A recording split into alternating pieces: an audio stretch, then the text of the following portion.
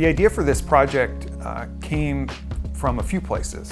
One, some of our earlier work with cognitively based compassion training with breast cancer survivors several years ago.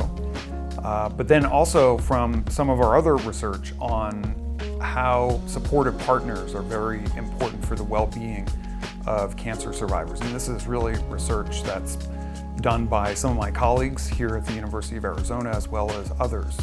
We wanted to expand our use of cognitively based compassion training for both survivors and partners together.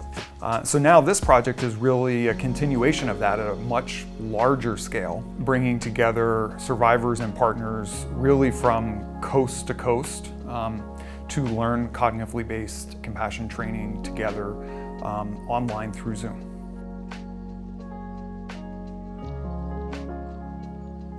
CBCT, or Cognitively Based Compassion Training, is a meditation program that was developed years ago by my good colleagues at Emory University that is all about developing compassion, both compassion for others as well as compassion for yourself.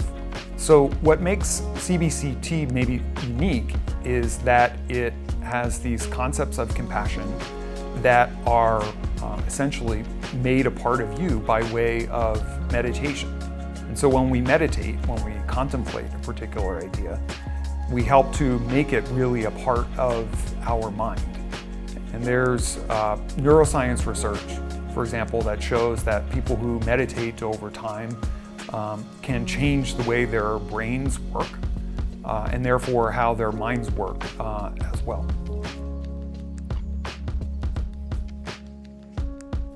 Taking part in the support project is relatively easy. It's similar to, taking an online yoga class or maybe even an art class when you would meet with other people in a group by Zoom.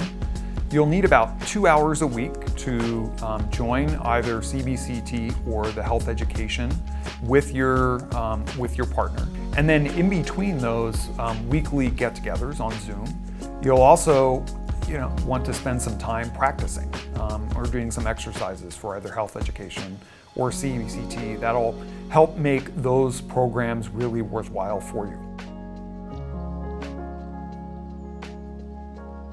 The first thing they'll do is complete several online questionnaires or survey forms related to psychological distress, as well as in-home collection of saliva samples that we can use to measure stress hormones. You'll be randomly selected to participate in either cognitively based compassion training or health education.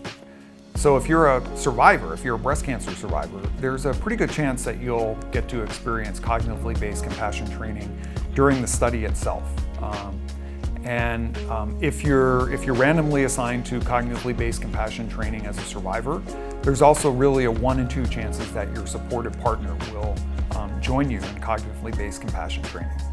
For the other portion of survivors, they'll learn cognitively based compassion training by themselves during the study period. And then supportive partners of those survivors will have the chance to also experience cognitively based compassion training by Zoom later after the study is over. There's also the chance that survivors and partners will be randomly selected to take part in the health education group as well.